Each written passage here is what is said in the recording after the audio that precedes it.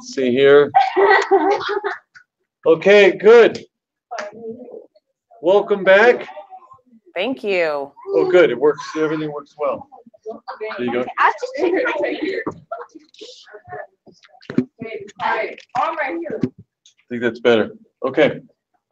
Good. We've got a couple questions. We've been researching House Bill 1570.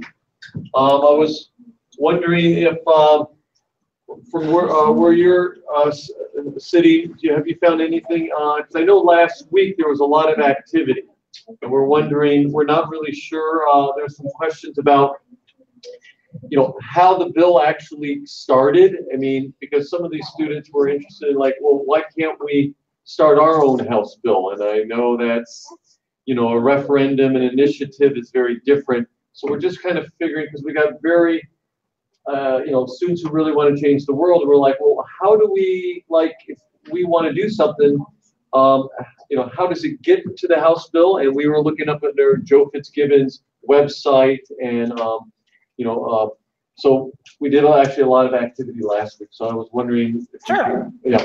Start with that. So if you guys remember last time we chatted, I spoke about our biennial legislature, which means we operate in a 2-year time frame.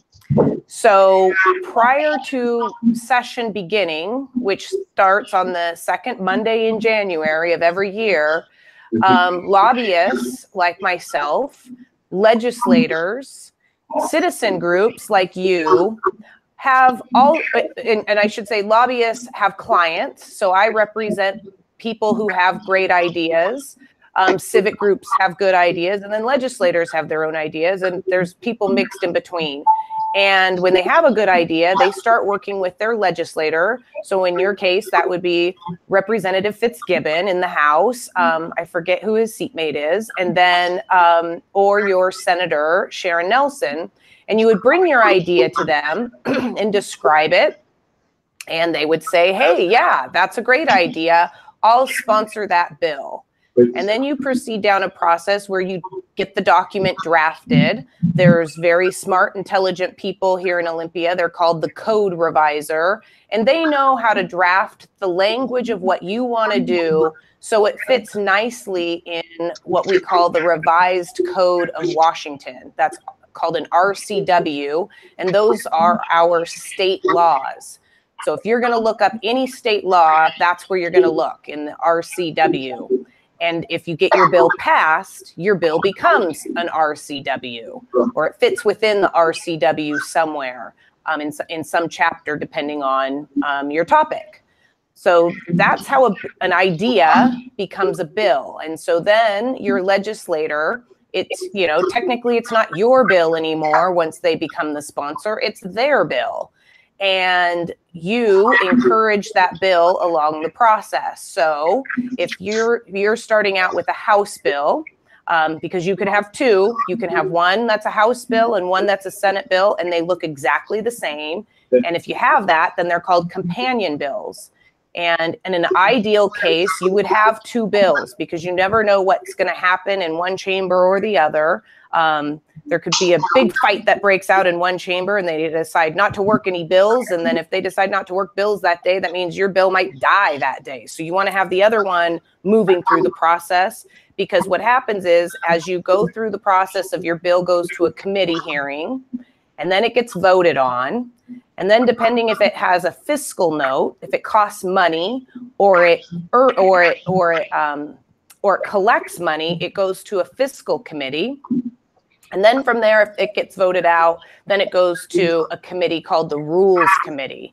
But the Rules Committee in both chambers, neither of them, they don't hold a hearing. It's just a group of members who come together, a group of legislators who come together, and they decide which bills are strong enough to move on for the floor vote. And that's where your great idea finally goes before the full body of either the House of Representatives or the Senate.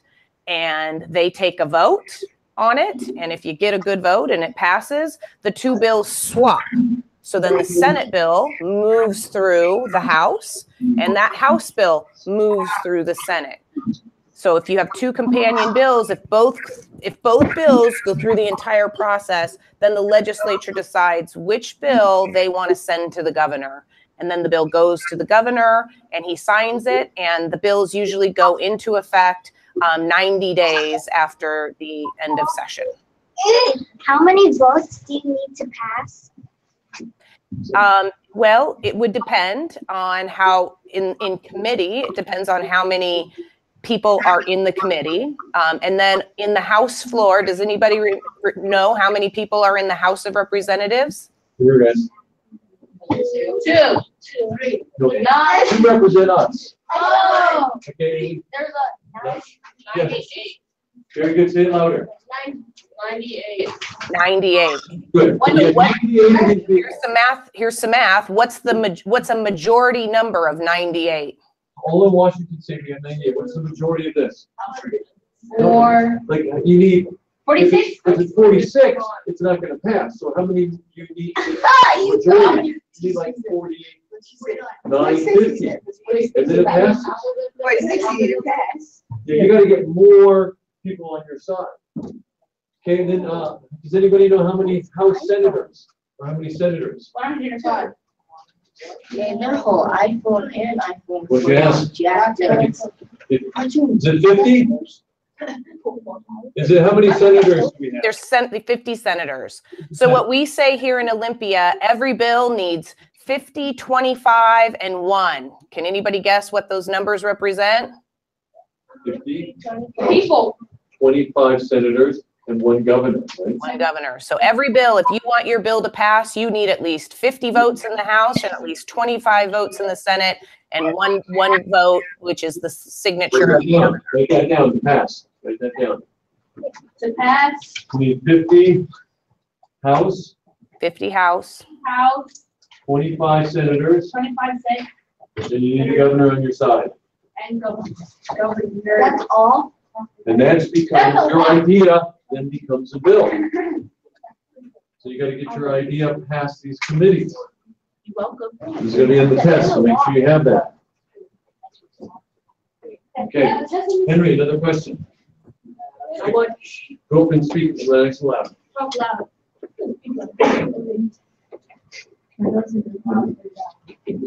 How much money is the government willing to spend on these House bills?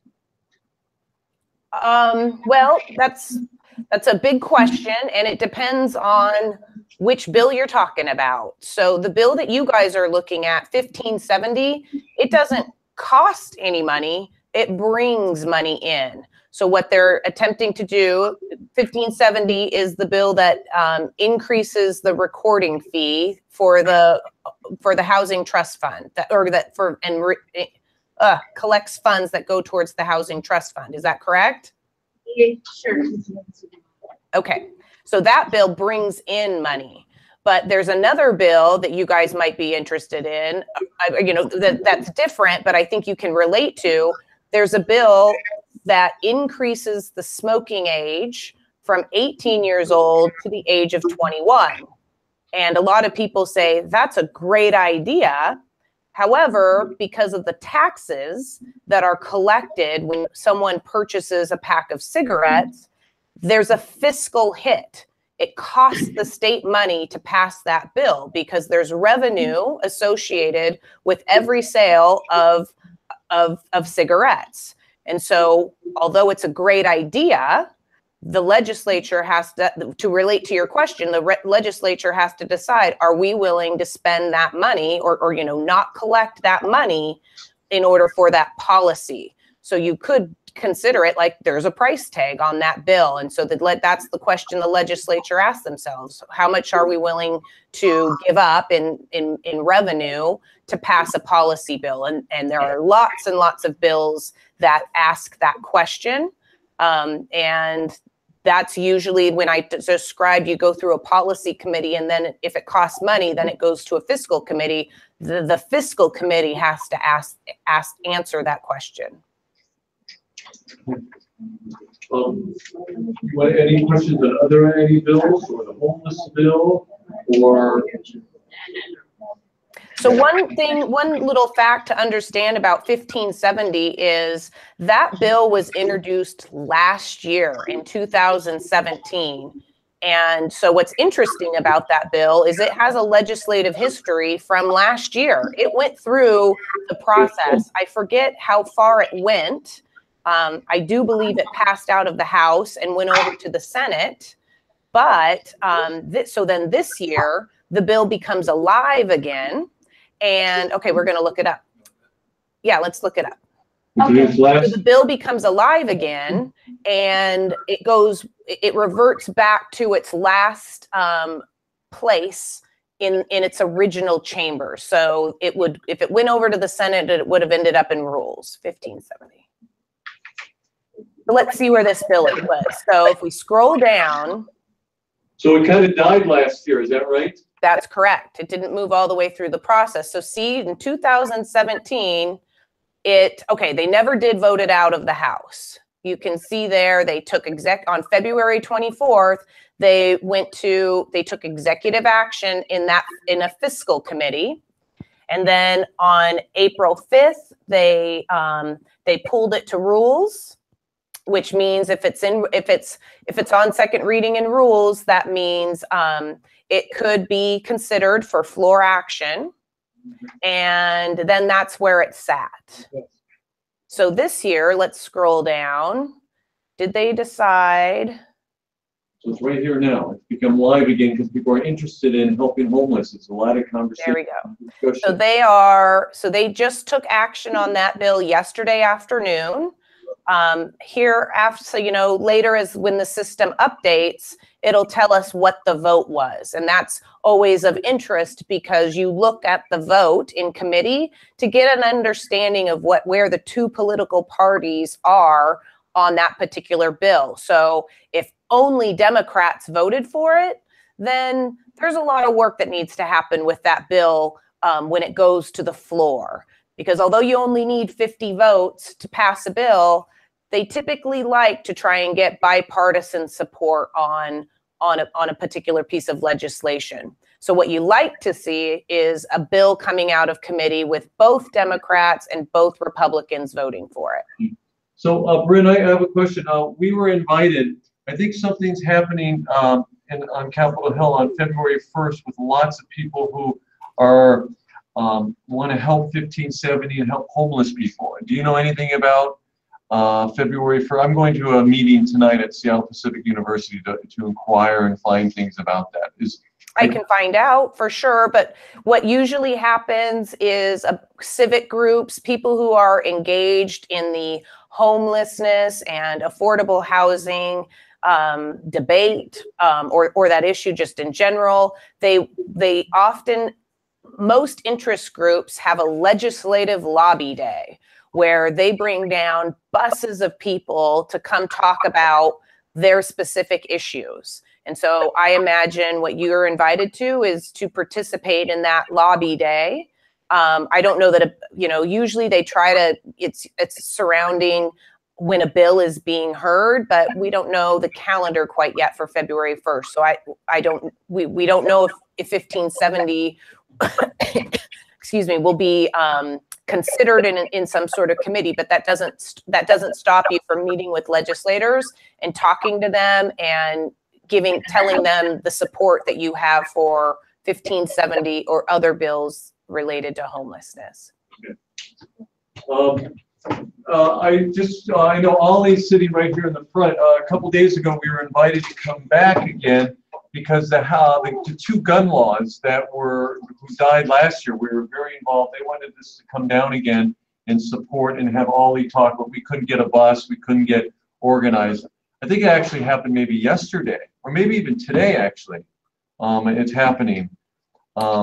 It's based on, it's interesting, it died in the committees. We were very excited about it last year. Nothing happened, but it seems like it's been reintroduced, at least one of the bills, the gun law. So I think it's happening like right now, maybe. It could be. I looked at the calendar this morning and I didn't see it, but that doesn't mean it's not happening. There's lots of things going on in one particular day. I'm not tracking those bills specifically, so I don't know exactly where it is in the process, but I can easily find that out. I think that the bill to pay attention to is, because I have heard discussions about this, and that is a willingness of legislators who typically don't vote for gun safety legislation. There seems to be an appetite on both sides of the aisle, so that when I use that term, that means Republicans and Democrats, to prohibit bump stocks. Are you guys familiar with what bump stocks are? Yeah, they they're mostly they're common like an AR-15, because I saw a video on once like on stocks, and it's faster than pulling the trigger, and it'll help the recoil bump, and then it'll just turn into an automatic gun. Yeah, so their bump stocks have been used in the last, the last few massacres that have occurred here, and it's that, you can, by using a bump stock, you can shoot a lot of rounds in a very fast period of time, leading to higher casualties. So it'll be interesting to see if the legislature has the courage to take that step and control guns in a safer manner. I have a quick question. What law are you supporting? Like, what bill law are you supporting? What bill are you supporting? What bill am I supporting? Yeah. I support lots of bills. As a lobbyist, I have a variety of clients, and they have bills that they like and they don't like. So there are, so the bill I described to you about increasing the smoking age to 21, I'm working on that bill, and I support that bill. But I don't get to vote on bills. I just get to talk about the merits of a bill and keep it to that, and try to convince the legislature that bills are good or bills are bad. Did anybody think increasing the smoking age for 18 to 21 is a good idea, bad idea, and why? So now's the chance to voice yourself. Nice and loud, Henry. Good or bad? Why? I think that would be a good idea, so that that the addiction doesn't start early when they are 18. Because I think, okay, I got it. Okay, does anyone think about that? Nice and loud. Why? I think it's a good idea. I think that it would benefit people. But with the money thing, that's for me when it becomes more of like a maybe, because we could be putting that money into something else. Like, I know smoking does kill people and does do this, but we also have all these other issues that kill so many more people that we need to make that money for. We also have to save heroin addiction. Okay, decide. Nice and loud. Save next.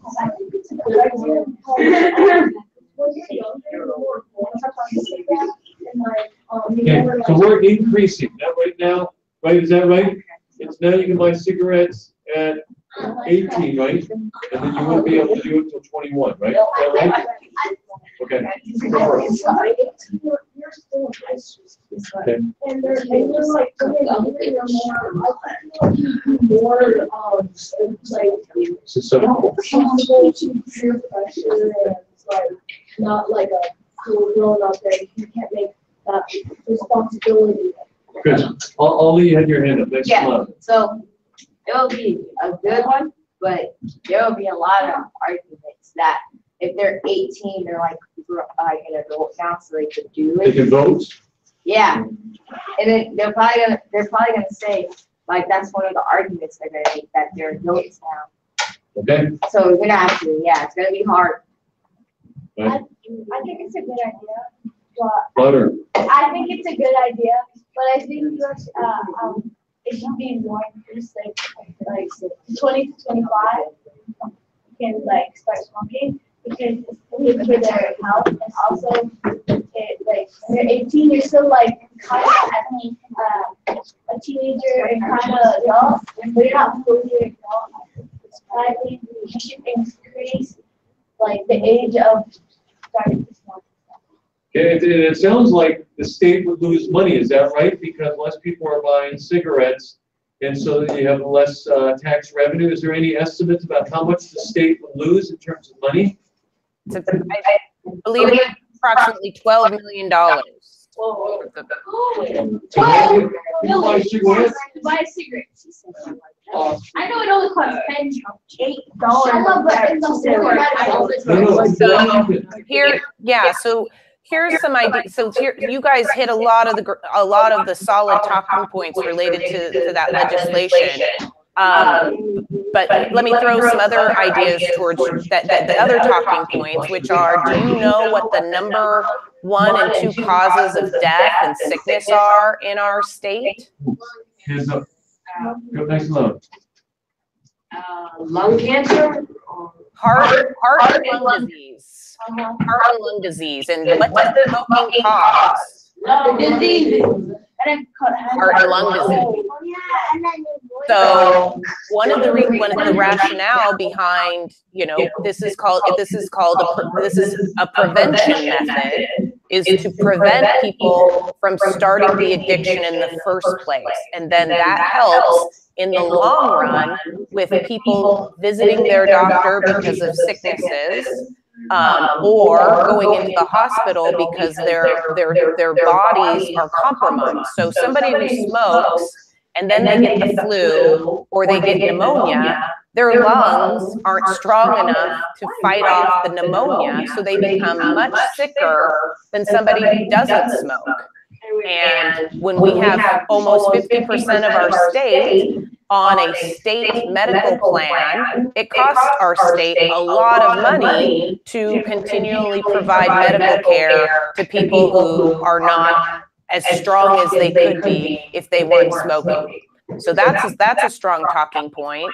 And then one of the other items, and I think somebody did address this is about preventing kids who are your age from smoking. So if you don't have someone in high school who can easily purchase cigarettes, do you think they're going to be as easy to get once you're in high school? How many 21-year-olds do you know are hanging out with kids in high school? Not very many. So what the initiative is attempting to do is prevent future populations from even being exposed to a very, very addictive product. Okay, go. Are tobacco companies your enemy? Are tobacco lobbyists the enemy? Yes, they're the enemy on this debate. Also, people will go to Oregon or Idaho to buy it. Our state currently has very high taxes associated with cigarettes. It depends on what product you're buying, but I believe the retail price of a pack of cigarettes is like $5.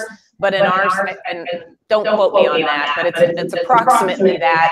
But when you go to buy a pack of cigarettes, not you, because you guys are too young, but if your parents were to go buy cigarettes, they cost at least $10.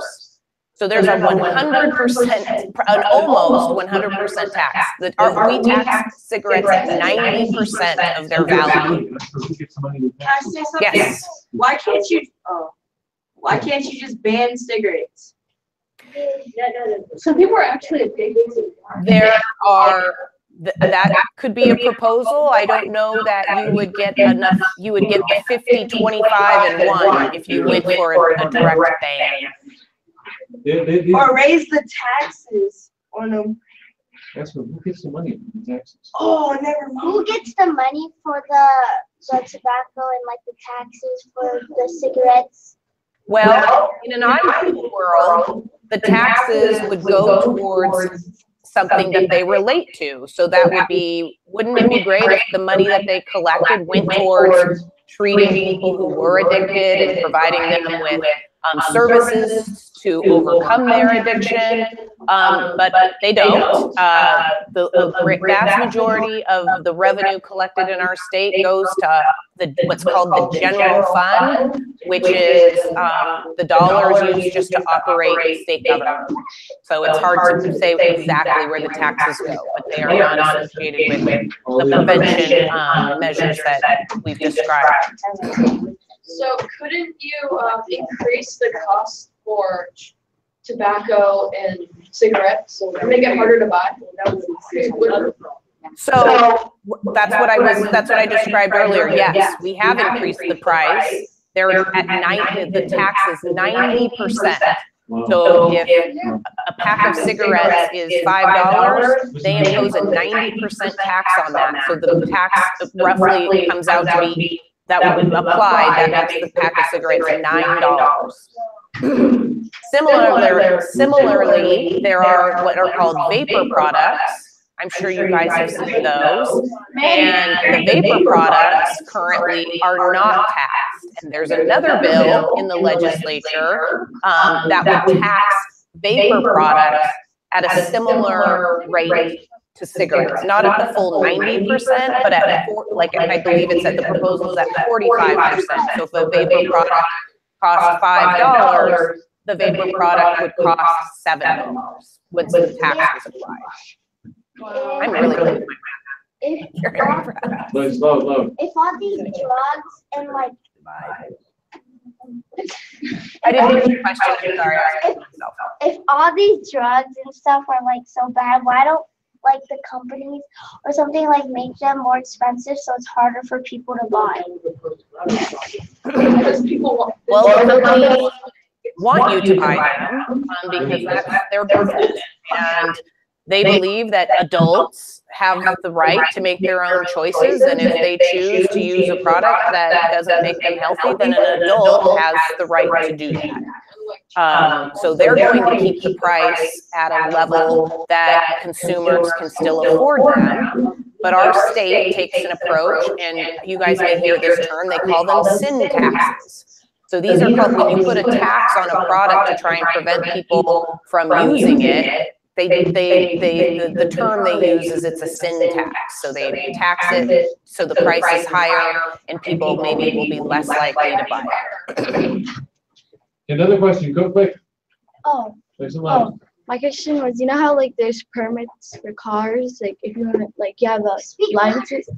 We want to be able to hear too. Yeah, keep going. Okay, so you know how there's a license, I don't know how to say it, for like your car. You have a permit or license, how do you say the word? Yeah.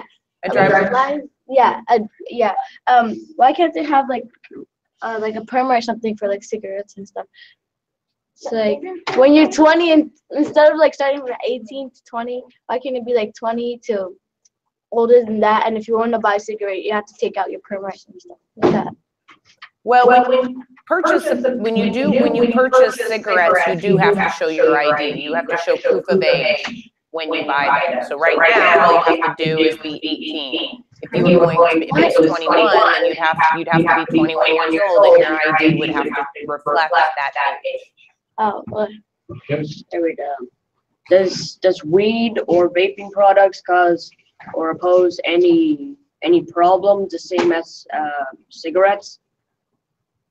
Yeah, I believe so. I mean, any ingestion of a product into your lung has the same impact in relationships to lung or heart disease. I don't know with some of the vapor products. Excuse me. Some of those products don't have nicotine, and they'll also say that it's a vapor, it's a water product, so it has less of an impact. And so I think that's probably generally true. If it's a vapor product, it has less of an impact. But these products haven't been on the market for very long, and the science is very limited as far as the harm that they cause our bodies.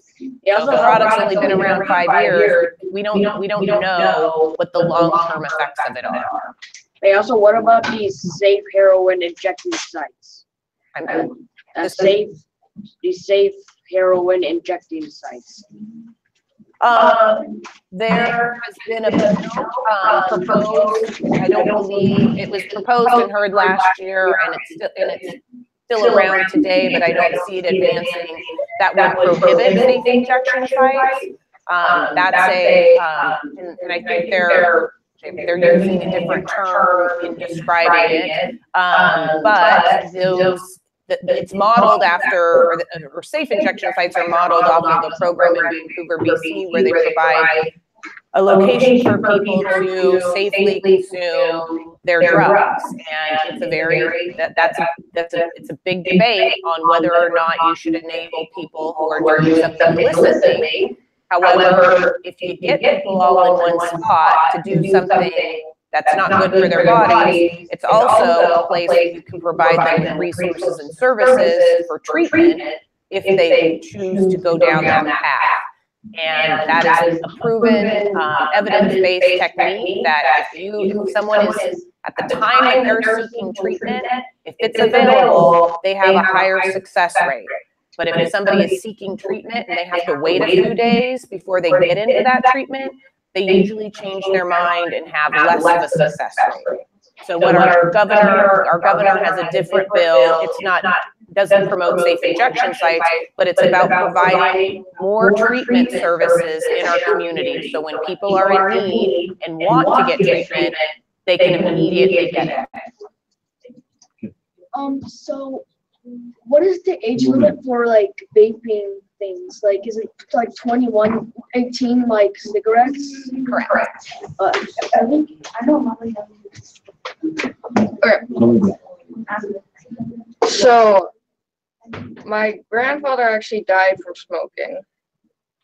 So, I agree with the bill, personally. But I also agree with not agreeing with the bill because of the money issue. So, would there be a chance that they would agree with raising the age, but also raising the tax rate?